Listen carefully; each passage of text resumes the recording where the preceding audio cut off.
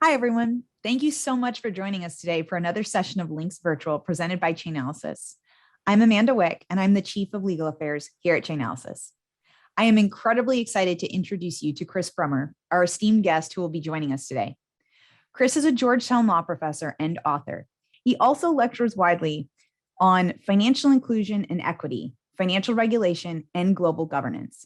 His views regularly inform a wide array of conversations, from diversity in regulatory agencies and corporate boards to cutting-edge issues in financial technology and international regulatory and monetary diplomacy. His work has been featured in the New York Times, CNN, MarketWatch, Fast Company, The Wall Street Journal, Bloomberg, Yahoo Money, Roll Call, Cointelegraph, and CoinDesk, among others. We also want to introduce Chainalysis to those of you who don't know us. Chainalysis is the blockchain analysis company. We provide data, software, services, and research to government agencies, exchanges, financial institutions, and insurance and cybersecurity companies in over 60 countries. Our data platform powers investigations, compliance, and risk management tools that have been used to solve some of the world's most high-profile cyber criminal cases and grow consumer access to cryptocurrency safely. We will have a brief question and answer session at the end, so please feel free to submit your questions in the Q&A area during our discussion, and we'll try to get to as many of them as we can at the end. So today's topic is crypto and financial inclusion. I want to jump right in because we hear financial inclusion a lot, but I want to actually break it down. So Chris, what are we talking about when we use that term? So Amanda, thanks so very, very much. And thanks to the great folks over at Chainalysis. You know, I'm a big admirer of your work, and it's very important work. And, you know, I really appreciate the opportunity to talk to you. Obviously, this is a little bit, goes to, let's call it a parallel or an adjacent issue, but it's one that's really, I think, become important for the crypto industry, especially as it goes to Washington and as a variety of questions arise about the social utility of crypto pops up. And, you know, I've just sort of mentioned a couple of times, you know, to think about the need to think a little bit about financial inclusion and what that would look like or what that would mean for the industry. You know, I think that crypto and inclusion, particularly financial inclusion, they're maybe used a lot, but as is often the case in the crypto sphere, in the ecosystem, it's a young industry, and so we rely on lots of terms of art that can have very different meanings depending on context. But I think that when you talk about and when you think about financial inclusion, it's really important to be as concrete as possible. And even though crypto and inclusion are used in the sort of interoperatively from time to time, you know, it's not always done in a way that's terribly thought through, right? And if you don't mind, you know, give me just a little bit of a running start, I think, to get to that question as to what financial inclusion is, because I think that there's a little bit of a contrast that you can see in terms of how we or typically tend to think about inclusion. You know, when you think about crypto and you go back, you know, to Bitcoin and Satoshi Nakamoto, you know, when you think about the original attempt to sort of, you know, create Bitcoin, that problem was almost about over-inclusion as opposed to inclusion. That is that there was this question raised about how do you create a solution for a system that was perceived to be overly reliant on trust, right? You know, that is that it was one where one way or another, the problem was over-inclusion or kind of entrapment in the central bank-driven financial system. And so there was a presupposition of inclusion when you think about it, right? You know, financial inclusion starts off at a slightly different place normatively. It starts off at a place where you say, well, there are people who don't have key financial services. So how do you sort of knock down the barriers and bring those individuals those financial services, whichever, you know, delivery mechanism you may have in mind, right? And so this is not to say that you can't have financial inclusion. I think that there are ways to think it through seriously, you know, financial inclusion and crypto. But I do think that often there's a kind of knee-jerk, instinctive kind of idea that kind of floats around from time to time, saying, well, what we do is inherently inclusive, and that may be the case for some of the enthusiasts. But if you're really trying to make some headway, either in Washington or with people who, tend to do financial inclusion, it's probably worthwhile thinking a little bit hard about sort of where your normative and technological starting points are in order to make that argument as compelling as possible. And so, you've sort of given me both the opportunity and the homework as a professor to sort of think a little bit about that myself. But I think that that's a useful starting point. Then you think to yourself about financial inclusion: how are you bringing financial services to people who cannot afford them? Sort of foundational financial services, who don't have access to the service. How do you bring them into a world where they have access to those services? And I think that that's a useful kind of starting point. Yeah, no. So let me pull on that very last thread a little bit, because I think that's super helpful. And I always tease people that my job as a prosecutor was literally to take very complex things and just distill it down to its like most basic, simple level, because that's really 99% of what we did. But I think when I talk with people about financial inclusion, or at least as I understood it, so definitely correct me if I'm wrong, it's this concept of, we tend to think in the United States that it's very easy to be banked and have bank accounts. We kind of very much take for granted like the idea that everybody has access to the full range of financial services, when in fact, that's not actually the case. And financial inclusion isn't just the concept of, to me, making sure that people have that access, but also an awareness aspect of actually knowing who is included in the financial system and who is being excluded, whether it's intentional or unintentional. That's a great point, and I think, when you think about financial inclusion, and, there are different sort of, there's maybe even a spectrum of ways in which you can think about it. There are people who just don't have access to certain services, right? And then, there are the unbanked, the underbanked, right? Those individuals who, and we'll use the word banked lightly right now in terms of core. They don't have access to mechanisms that allow them to keep their money safe. They don't have access to mechanisms that allow them to make payments. They don't have necessarily electronically, and they don't have access to tools that may allow them to grow their wealth, right? Whatever wealth that is that they have. And when you think about that, there are the sort of the non-banked or the unbanked. Then there are the underbanked, so they have some services, but not really the full suite of services. And then you have, maybe, and I've heard this term once at a recent get together, the badly banked, right? And I think that very often, perhaps maybe more often than not in crypto, people are trying to target sort of the badly banked, and they say, what you're getting, you're paying too much for what you're getting. Regardless as to where you are on the income scale, you're being serviced very poorly. We have a better solution for you, right? Now, I think that's important. I mean, that's a good thing. It's not bad to have those kinds of conversations.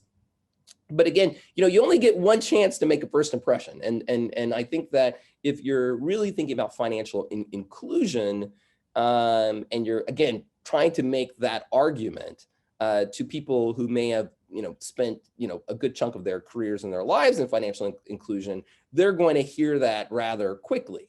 And so again, it's just useful. And again, I think there are ways to make that argument and to think, or at least to think seriously about the space and try to move it in a direction that can maybe assuage those concerns. But you have to be very thoughtful.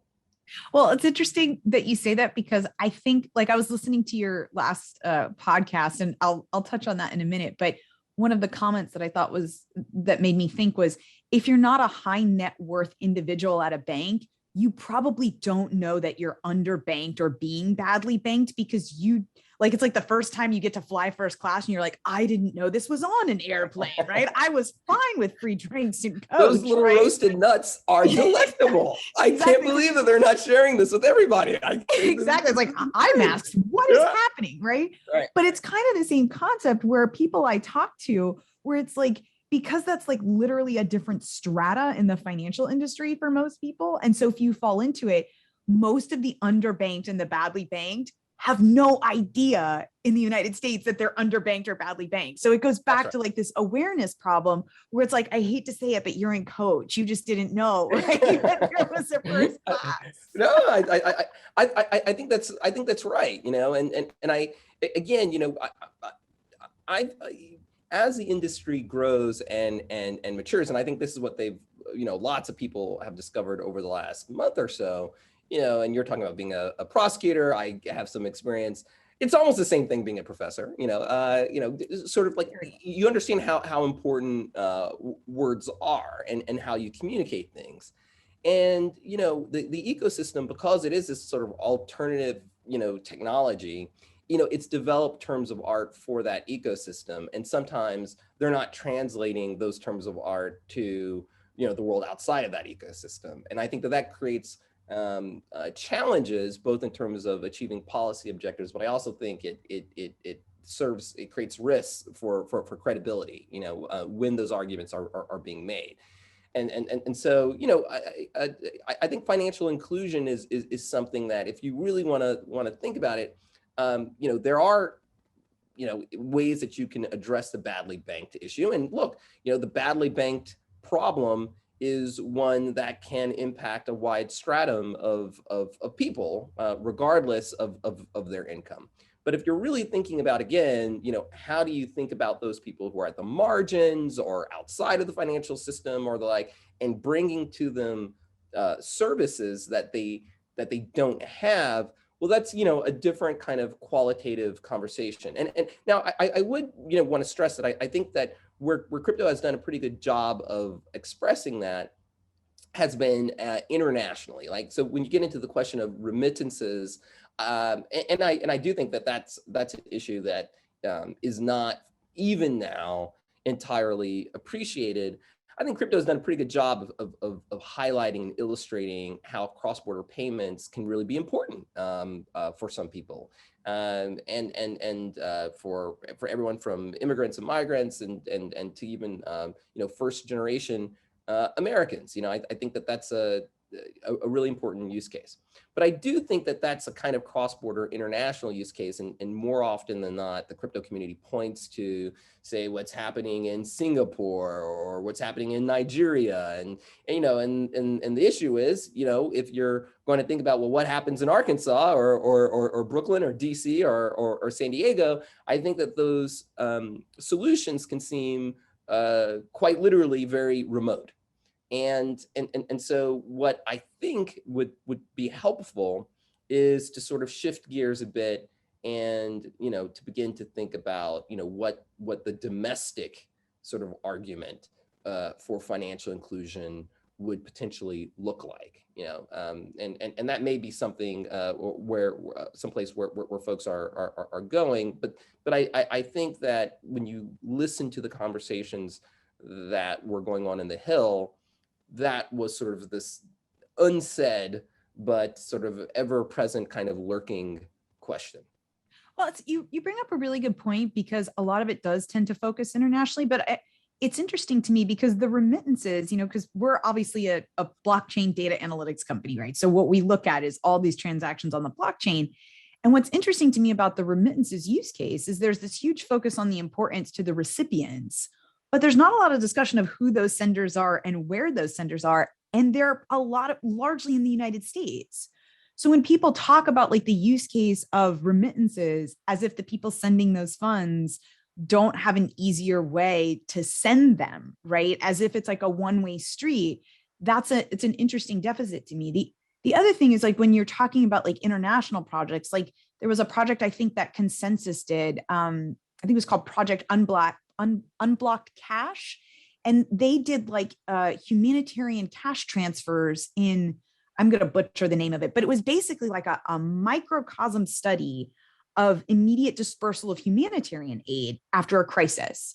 Now, one could say, oh, that's an international example, but we're having, massive hurricanes. Like, I don't know that FEMA would say that's not relevant to us. We just tend not to think of the scaling of the international use cases here in the US is kind of where I see the failure of, like, I don't want to say lack of vision, but if there's a use case internationally, I think sometimes it's a failure in assumptions to think that it's not a valid use case here. But I'm curious, like, if you see that. Oh, I think that is a wonderful example, and it's you can think of lots of, if you were, to sit through and go to a coffee shop or a bar, and I would sort of challenge, well, okay, I don't know, with Delta variant, whatever, visually through Zoom, whatever it is, for the folks who are watching, I think it's not a bad exercise to sort of think about some of those use cases and to think, well, what would that look like,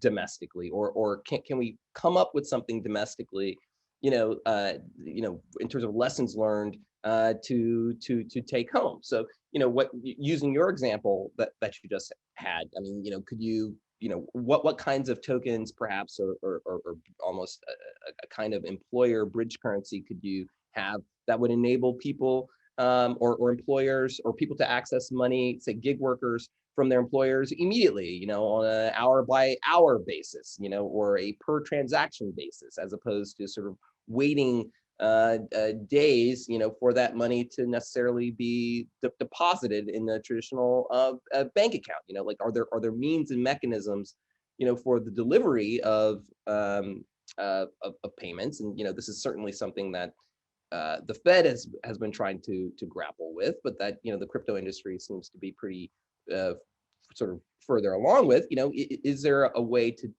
create those delivery mechanisms for employers in a safe and regulatory compliant way? Because so many people do live paycheck to paycheck. And I mean, when you think about the scale, I mean, that's a massive solution to a very largely under-addressed or unaddressed market. Like, and if you can do it overseas, why can't you do it in, frankly, less crisis-driven context? So, I think there are many times in which you can draw lessons from what's happening overseas. And, again, for this particular example, you think about the problem of, the fact that people need their money as quickly as possible to make their rent, to pay for school fees, to provide for loved ones. That's a massive and important use case that could touch on a good portion of the lives of people here in the United States. And to put it in those kinds of terms, I think it's very concrete for people. So I want to take just one step back because I am fascinated with all things Chris Brummer. And I would like to know, you were one of the early academics writing and thinking about crypto. And I mean early. And you also speak a lot about crypto and inclusion. So what drove your interest and why that particular focus? Yeah, so the account. Well, okay. Well, one. I can't say, like most people, that, hey, as soon as I saw Bitcoin, I knew there was going to be some kind of revolutionary potential that would change everything. I mean, I'll be very honest. You couldn't tell the future, Chris? My I heart know, is I know. Lots of law professors would like to say that they can't. I first sort of, the way Bitcoin was first, even explained to me, was in a very sort of nonchalant way. It's like, yeah, it's like, email, right? And like, yeah, I am familiar with email. Yeah, it's like money email. And I was like, okay, that's sounds good, I guess, and it I wasn't like money email. Yeah, money email. Sort of money email. Like, all right, so you sort of keep your eye on the technology a little bit, like many folks. So I've always had an interest in financial technology. I think that as a legal sense, that the question of innovation and technology hasn't always been sort of tied together. But I was over at the SEC during the financial crisis, and there were all these interesting technology issues that would sort of pop up with different assets that were traded all over the world, and even with credit rating agencies, and they're actually increasing. Well, they're quite technologically sophisticated, and so I was always a little bit of a nerd.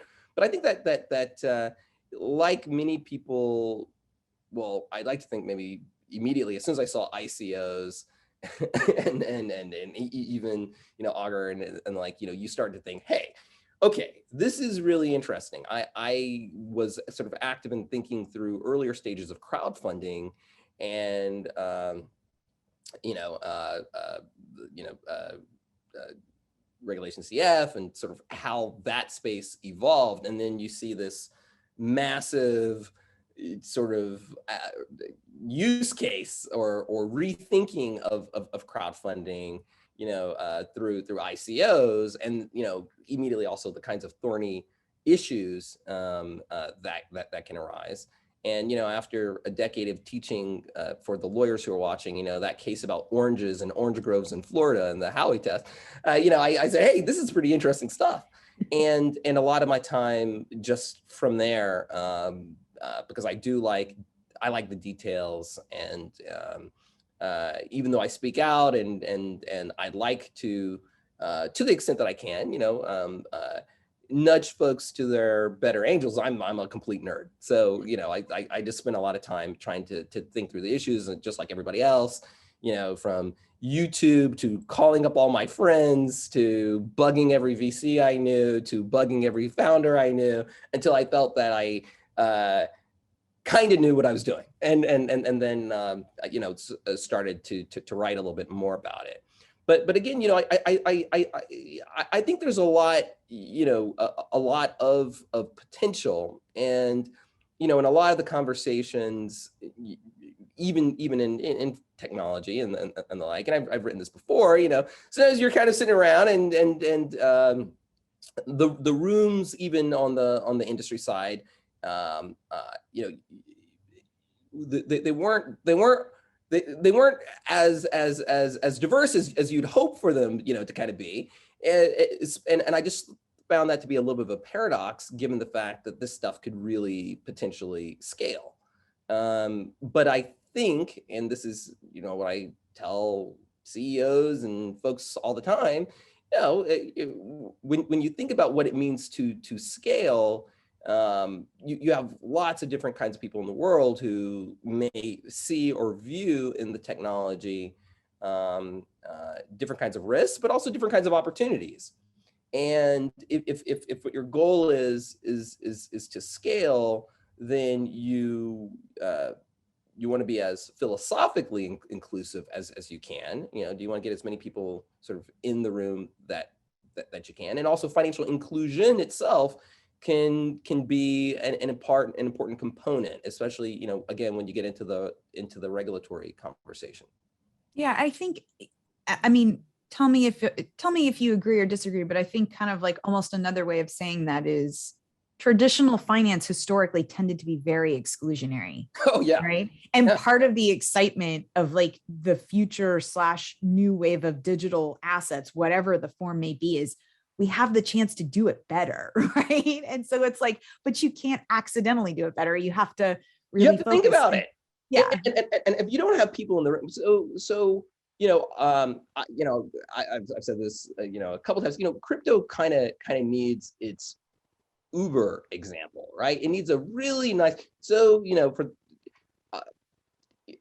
technology means different things to different people. And I'm not going to try to, defend Uber or something like that, but I think it's just used as a very concrete example. We could just say it's a ride share example. That's sorry. It's a ride share example, right? But people will obviously say, look, Uber is it kills jobs, and it's killing the medallion industry and cab drivers, and it's entirely destructive to the welfare state and the like. And I think that you can certainly make a lot, you can certainly make lots of criticisms about almost any company, rideshare companies included, and Uber included. But if you're not sort of sitting around with a very heterogeneous group of people, you're not going to get other kinds of arguments, which is, if you talk to most Black people, they're going to sit around and say, well, before Uber, I couldn't get a ride out of Harlem, and now I can. And so, one thing that both Uber has been able to speak to, And I think that when you get to urban areas, when people have a protest or a backlash, there are all these Black people and Latinos that, who are sitting around and saying, well, I couldn't get to work, or if I went to a club, midtown or downtown, and I needed to go uptown, I couldn't get one after 11 o'clock, right? And this was after 20 years worth of attempts of social policy to ensure that, the cab drivers were not acting in a discriminatory manner, and that's a very real example, and I think it's kind of instructive in a lot of different ways. Number one, it tells you just how important different perspectives can be, when you look at any particular technology. And I think it at least forces both the industry side as well as policymakers to have much more nuance in terms of how they think about the comparative trade-offs of any kind of particular technology. But it also shows that, this is how you create stakeholders in your technology as well. And where people see in it something that becomes indispensable to them. And in this particular instance, again, a service that was not available to them, which was the ability to move through space after 11 p.m. And I think that's important. I think that's such a good example, because I think sometimes when we talk with people, especially in traditional finance, I remember several months ago on LinkedIn, there was an announcement that one of the large banking associations, they announced their board of directors, and it was all white males and one female. And I remember in the comments, we were just like, are you kidding? How, and not because it's not a pejorative, you have to have, it's because you are guaranteed to lack perspective in making the decisions. Because I can tell you right now, as somebody who probably never would have had a problem having visited friends in Harlem and hailed a cab, never would have known it was an issue because I never had that experience. And so when people don't understand the reason why we say, you've said so many times the importance of having diversity in financial regulators. Yeah. And I want to come back to that, but it's because you can't imagine the need. Somebody asked in the questions, and I really value them asking, how do I know if I'm underbanked? Because it's if I don't know what full banking looks like, how do I even know what that looks like? If I'm getting a cab, how do I even know that there's a problem that some people have hailing cabs, which seems naive, but the reality is if that's not your experience, you don't know that it's a problem for a segment of the population. Yeah, I constantly, look, I think that as a normative sort of, moral question, this is for those of us in the United States, the country has gone through a lot. We've done a lot of good things. We haven't been perfect by any means, but from a moral standpoint, I think there's a lot to be said. But I also think just overwhelmingly, there's this ridiculous business case, and that business case is as true for regulators as it is for industry. But when you think about the business case, to scale today in a world of sort of heterogeneous consumers, there's a paradox there, right? Like how do I scale and yet meet very differentiated needs? And I don't know, maybe I'm not smart enough, but I don't know how you do that without a bunch of different kinds of sort of people with different life experiences sitting around and kind of, throwing ideas at one another, and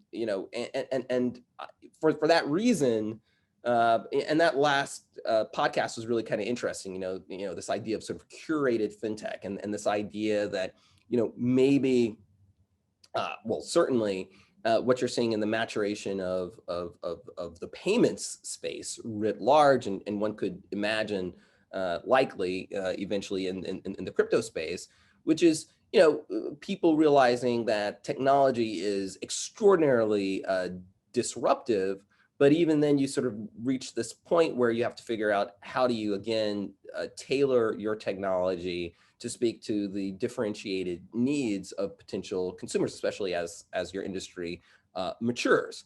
And and that can be very disruptive as well. It can be very disruptive as well. And we haven't really yet, we're only really beginning to sort of see the beginnings of what that kind of disruption can look like. again, on the business end.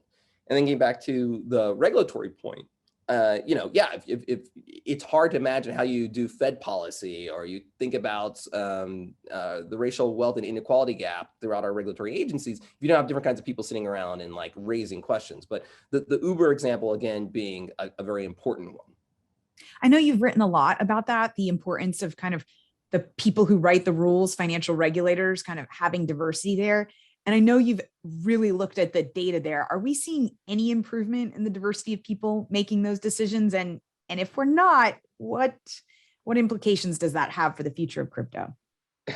Yeah, that second question is really, because I feel like, I've been talking about this for more than a year, but that second question, I almost feel is as or that's an interesting question. It's one that, like, it's good. To the first question, statistically, there's no doubt that we are worse off than we were when I first released my first paper a year ago.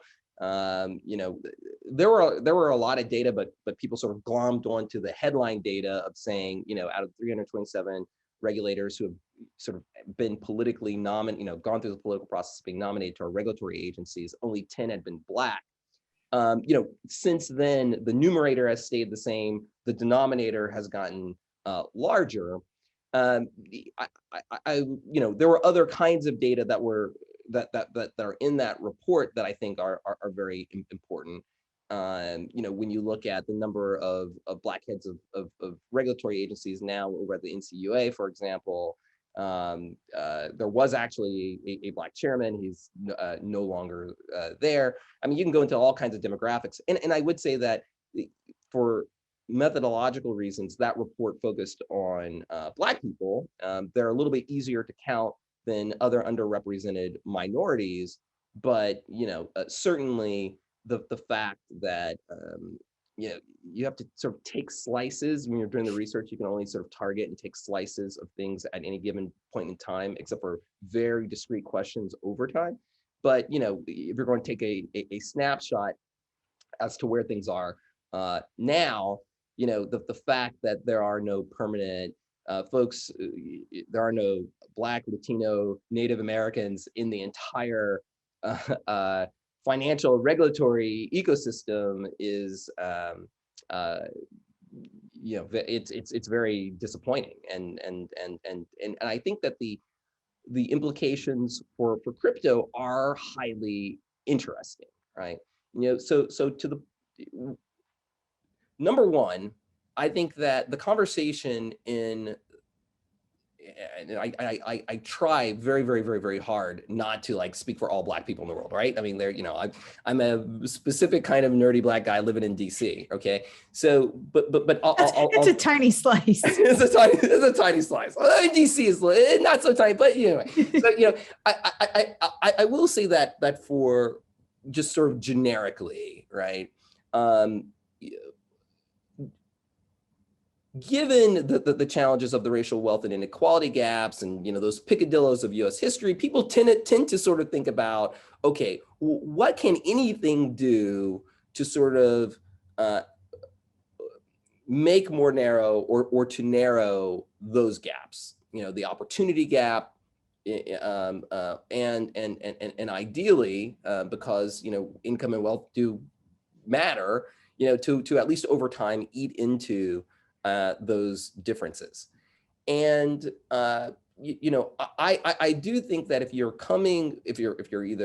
either grew up poor regardless of your race, but if you are coming from underrepresented communities, it's just something that you kind of live with and you just sort of see. And I think that that's an issue that's, you may share priorities with other folks, but maybe it just is something that's a little bit more top of mind. It's, going to the Uber example. I mean, I went to law school where my friends had to hail the cab first. I would hide around the corner. The cab would stop for my white friends, and then I'd hop into the cab. I mean, so I am very well aware, when people talk about Uber or anything else, it's like, it's not to say that I don't care about the other things, but I am I have lived an experience where I am very well aware of what one of the upsides is.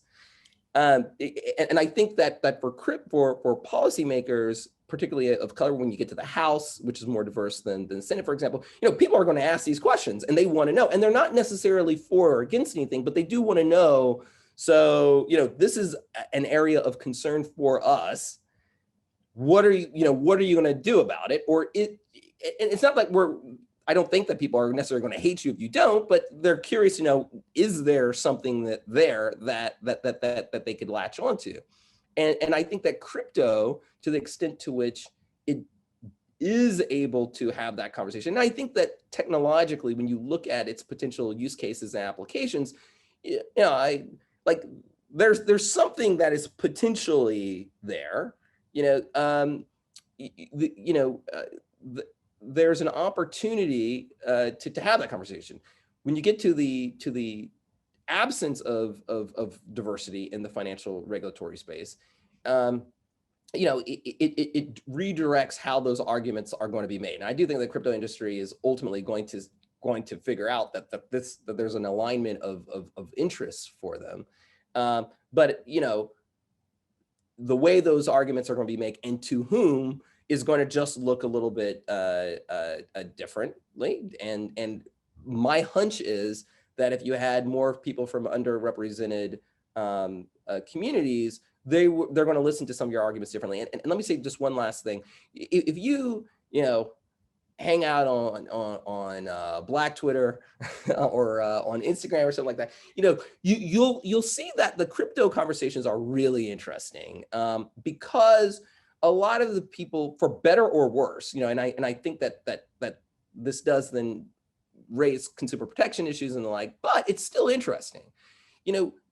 There is a very strong sort of current in the Black community, on Black Twitter, Black Instagrams, that says, if you want to narrow the racial wealth and income gap, then it's important to be involved in emergent technologies professionally. And by the way, as an asset class, we need to think about getting involved in this stuff as a means of hopefully beginning to bridge that gap.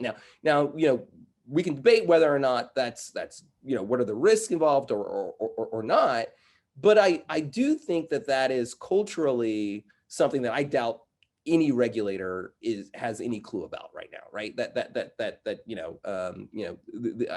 I don't know if they're hanging around on Black Twitter or Black Instagram and sort of try to see that, but it is like a current sort of conversation, and I think that with financial technology writ large, people don't know that Stacey Abrams is involved in fintech out in Atlanta, just generically, right? I mean, like there are like literally as co-founder, and I think that there are these communities that don't talk very much, but if they did, then even in the absence of regulation, at least the regulators would have to be aware of those conversations. And I think that the quality and the rigor and the nuance and the perspective would change considerably.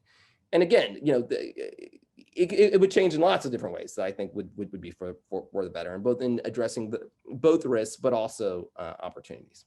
So I think then the question is like acknowledging that it's a huge problem, right? And that we're missing lots of viewpoints. Going back to your kind of rideshare example, right? Where you had these friends that basically, but for them ordering, right? You wouldn't have been there, right? And, in a larger context, white or non-minority allies are clearly going to be, have to be part of the solution to this. Absolutely. How can companies and individuals participate in making the crypto industry a more inclusive space? Like, what can we do? Yeah, I think there are lots of things to do. I think there are things that people are I think beginning to contemplate. I mean, this is one of those cases where, dare I say, there are probably a couple of lessons even to be learned from, the legacy banks, those big banks. What they've tried to do is to think about, well, where do we go for the talent, And our country is a big, beautiful, diverse country, but with different demographic makeups depending on where you are, and people are recognizing that, hey, there are a lot of if you want to go and find some Black engineers, besides the HBCUs, Atlanta is a pretty interesting place, or the District of Columbia, and if you're depending on your talent pool, there's a lot of talent out in Miami, if you're thinking about breaking into and getting perspectives of Latinos, and obviously California, but I think going to where the talent is important, if for no other reason than just recruiting, leveraging Zoom, an emphasis on I look in startups, and I talk to startup founders virtually every day, and we make observations about flat teams, and are there entryways for people in your team building exercises, right, to leverage technology early on. I think it's really important for founders, even in the startup community, think about it, diversity strategically and in terms of their human capital early on, for a number of reasons. Number one, if you're diverse when you're young, it's much easier to grow into like a big, cognitively and ethnically diverse organization if you've thought about it earlier on, than to kind of retroactively sort of impose it. I think that's why the federal government has such a hard time, like right now. And in terms of, it's really hard to kind of undo things once they've been done. I think that it also, and fintech and crypto in particular, I tell folks, you're always in the business eventually, once you start to scale and become important, that you're asking for favors of some sort or another, but in the favor of discretion or no action letters or whatever. And if you can build into your organization some sense of awareness that there is a broader set of stakeholders than just your VCs, it'll make it a lot easier to you when you really want to scale, and again, it also allows you to develop those business opportunities that may have been overlooked. Yeah, I mean, drawing on that point of awareness, I think the thing that sometimes I don't see, or that I kind of wish there was more of, is intentionality. Like, to your point, all of these things that you're saying, you don't see. It's very rare that you kind of accidentally stumble on them, right? Or you have to look for them. You have to make it a priority. You have to make diverse applicants. You have to structure the process around that. And so, like, I feel like the piece that's missing is kind of like, yes, we know it's an issue, but if you don't look at who you're hiring in your process, or who you're interviewing, or the mechanism to say, are we doing the best that we can do to get the most diverse candidates possible, you're not going to get, like, it's not something that happens by magic. And I think it's that, like, focus on intentionality that is like almost like a missing piece to what we're not seeing as much of now. And then people don't really want to work for you if you're not. I mean, like, if just, I think with anybody, we're all human beings, right? And I think if people want to be valued, and people want to feel as if they're going to be, that their views are actually going to be incorporated in some way or another into the team, in order to make the team as successful as possible. And so, and I do think that there are companies who work with more intentionality than others on the issue, and I think that it shows, and people kind of get that, and particularly in a world where talent is sparse and harder to get, those firms. And I've had on my podcast a number of those companies, and they say all the time, we don't have any problem finding very diverse, and these are firms backed by some of the most successful VCs in the planet. Now, of course, some companies are very successful and they're not backed by VCs, although they could run into other problems later. But in any event, it's not like there aren't some very diverse companies, and they have said, look, people see early on that we care about it, and we tend to be able to get more people. And not only that, the deals that we can strike with our employees are very attractive, because they know that they're getting something that they're not going to get elsewhere. And so, I think, and I get it. I am very well aware of, the need to scale and to move quickly. I also am very well aware of the fact that if you really want to, depending on how ambitious you want to be and how badly you want to scale, thinking about that is absolutely worth the time. I mean, from an economic standpoint. So, it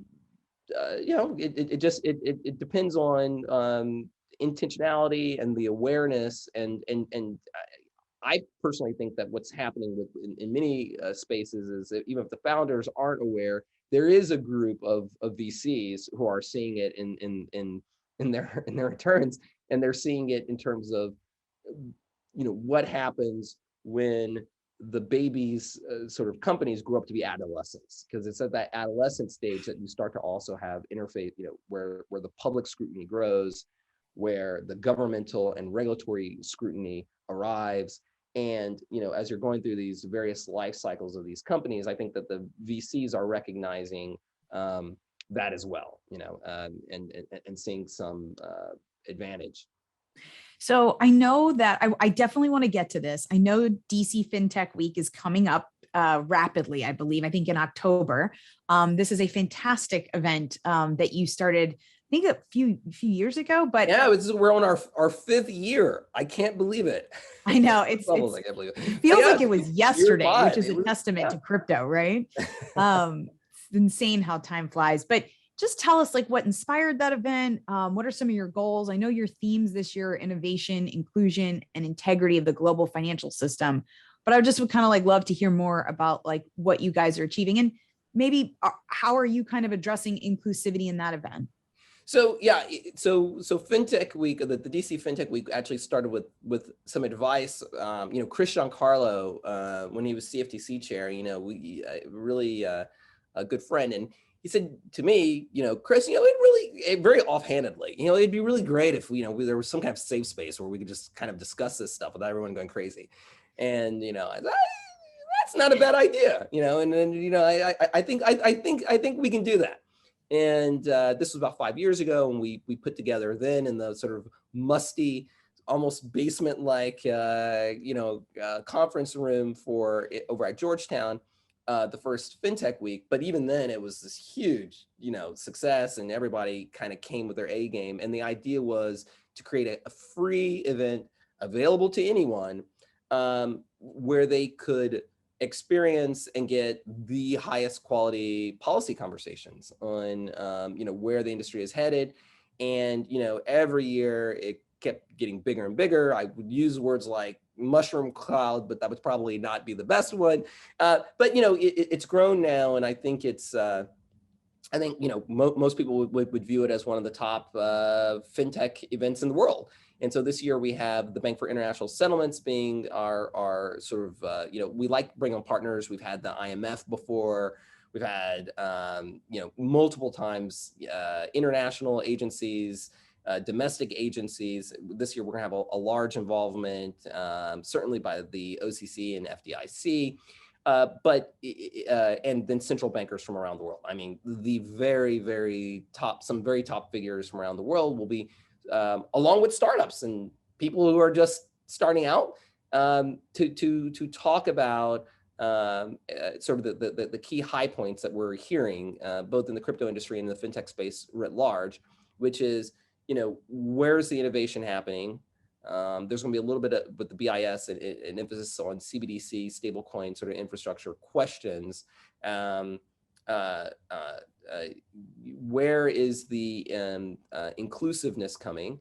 And we did some events on banking and minority depository institutions, but also we're going to have from an international perspective, because financial inclusion looks very different depending on where in the world you are. And I don't want to give them away, but as soon as some people see some of the names, they're like, wow, that's pretty impressive. And then in integrity, because if you really want to scale and be important, then you have to prove to people that you're safe. And so we're going to have some great discussions there, and we try to track them into themes, and it'll be available online. And Delta variant, hopefully, we're trying to work on limited one or two sort of things in DC, but we're just trying to think out logistically what can we do that's not going to wig people out, and that's going to be as safe as possible. But it will be for better or worse, the biggest, cue the circus music. Do, do, do, do, do, do. It'll probably be the biggest fintech week yet. Yeah, and I will say, shout out to the conference is amazing. And for anybody thinking, I just want to highlight, I think the call for papers deadline might be next week, August 23rd, if I remember correctly. Yeah. Please do. And you can always refine the papers as we go. But if you want to, we'll be posting these. If you're doing research on something that's interesting, right? That's on an interesting aspect. Whether or not it doesn't have to be about inclusion, it can be about inclusion. It can be about anything in the financial infrastructure fintech space. Please do submit it, and we're going to take some of those as well, not only to sort of post on different websites and to promulgate and make sure that everybody gets to see your work, but there will be a handful of people who will be given an opportunity to give flash presentations. They'll have 5 to 7 minutes of time from our global sort of audience, and you get to sort of present the highlights of your paper. So it worked out super well last year, and I've heard already from the BIS, say, hey Chris, we're really, even the BIS is getting involved, and they're going to be looking at some of the stuff as well as obviously the DC FinTech Week team. But if you want to get your ideas and your nerdiness out, this is probably about as good of an opportunity as you're going to have. Now, are you looking for just academic reseach, or are you also looking for like white papers or like practical white articles? Papers were, last year, I would, at least have maybe even 2/3 of the presentations were coming outside of the academy, from industry participants, from, a couple from VCs, we had founders. So we want to have everybody. Having everybody in the room is, diversity is a broad concept, and we want to have everybody in the room, That's awesome. And we want to have the best conversations that we can get. So dcfintechweek.org, you'll see like a call for papers and sort of a submission portal. That's fantastic. Well, we definitely got some questions in. I want to make sure that we address some of them. Some of them are really interesting. So I'm going to start with one that was in the chat. What are your general thoughts on possible abuse of the underbanked/unbanked/badly banked by Bitcoin ATM operators that end up charging 7 to 25% to buy Bitcoin? Then they have to incur the unchained transaction fees to send the coin. Overall, based on analysis, we've seen that these costs are far greater than traditional services like bill pay, Western Union, et cetera. That's a very specific example. That's an extraordinary. It's like hyper specific, but it's interesting. I try to, I'm a kid from Arkansas, where I only say stuff if I think I have the best answer, and so this would be one where I don't. I'll just make a couple of philosophical responses because I know as a former prosecutor, I have thoughts. oh, please, no. No. So I think actually hearing your thoughts, I'm genuinely curious. Well, so it's interesting to me, right? Because first off, shout out to some of my friends at FinCEN. It drives them crazy when people call them ATMs because they're kiosks, right? So we generally call them crypto kiosks, although everybody loves the ATM nomenclature. But it's funny because historically, these things charged really high fees generally, or at least we would certainly make the argument, because maybe their KYC AML procedures weren't the greatest. So if you were going through them, you were basically paying an extra fee, right? For the benefit of not having to kind of possibly submit so much paperwork. But now a ton of those operators actually have put into place like the KYC AML. So I would be surprised if those rates have stayed high, because I think historically we've seen them dropping. But it is interesting because if you go to, I think, coinradaratm.com, I believe, you can see Rolls that rolls off the tongue. Yeah, coinatmradar.com. They threw it in there. You can actually find these things near you. And what's amazing to me is, to your point of inclusion, right? If I only have to drive a block for crypto, but the nearest bank teller with feet rate, some of this may be accessibility. And I think this is where we get into the bias and the perception of what these things are versus an actuality, right? And people have a tendency to say, well, oh, you're only going to pay those fees if you're like a criminal, right? Which is karma, guilty, totally did that 8 years ago, was there. But if you're in a place or you're in a city or you're in like a rural area where somebody, I saw one that was just set up in a lawyer's office, like 30 miles from the nearest urban area, just because the person was interested in crypto, right?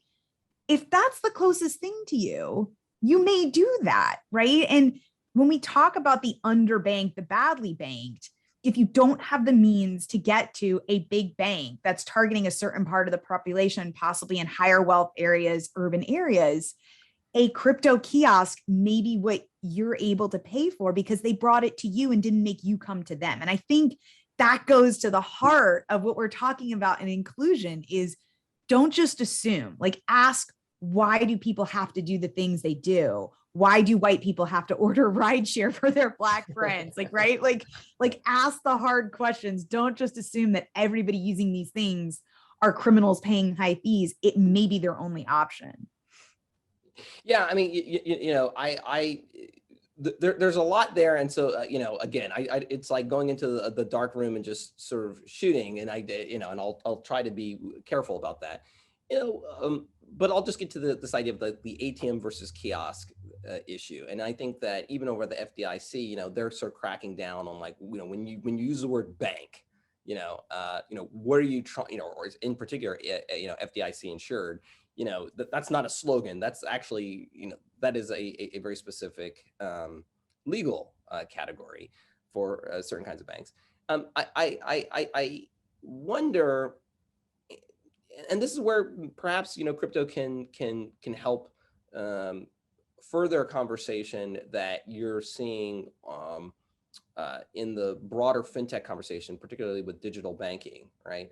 Is this idea of digital infrastructure as well, where you can say, well, perhaps we would have more clarity as to whether or not you have rent seeking here, or whether or not it's a question of just access, or whether or not it's a question of criminality. We'd be able to get much more clarity if we actually had a digital infrastructure that would actually service everybody, right? Where people could transition and engage in digital based or online based financial services rather easily, then we could compare and contrast and drive and draw easier conclusions about what's going on in any particular location or locale. But when we don't have that, that becomes a lot harder, right? And again, for folks, enthusiasts in the space to make arguments that may not be specifically crypto, but they could be still crypto adjacent and high social utility, and by the way, probably good for you, is I would say is not a dumb way to drive your policy and to think about how you run your business. And there were some really great questions in the Q&A, but I definitely want to kind of keep us on time. There were some questions about how do I know if I'm underbanked, or like what is the definition of underbanked. So I threw there's some really great resources online.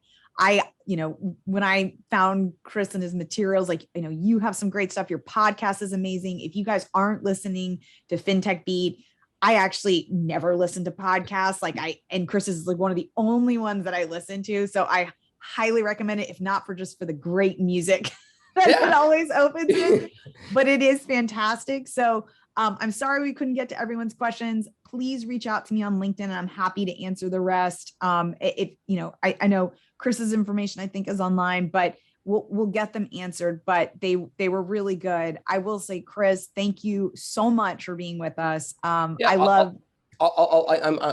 try to get out from time to time a couple of answers on Twitter with some, but great conversation. And I just want to encourage everyone to think, it's useful to be intentional about how you think about it and to actually let people know that you're thinking about it. I think that as an industry, that's going to be very healthy for the development of the industry, frankly.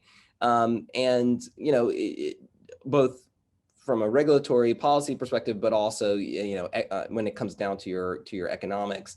And, I think it's really helpful to, put a little bit of extra time into it. And so thank you to everyone in video land, as well as to you, Amanda. Yeah, I will definitely echo that. I think the more that people can talk about like the positive use cases of crypto, because we spend so much time kind of dispelling a lot of the negative, I won't say myths, but like we'll say mischaracterizations. But yeah, 100% totally agree. This was fantastic as usual. I love every chance I get to talk with you. We will put this recording on our website shortly, and we'll be announcing additional thought leadership sessions as part of our Links Virtual and Women in Crypto series. So if you have suggestions or requests for future content, or just want to give feedback, if I didn't get to your question, please don't hesitate to reach out to me on LinkedIn, and we cannot wait to see you next time. Thank you to everyone who came and asked great questions. And Chris, thank you as always. You're fantastic. My honor and pleasure. Talk to you later. Thanks, guys. Have a wonderful week.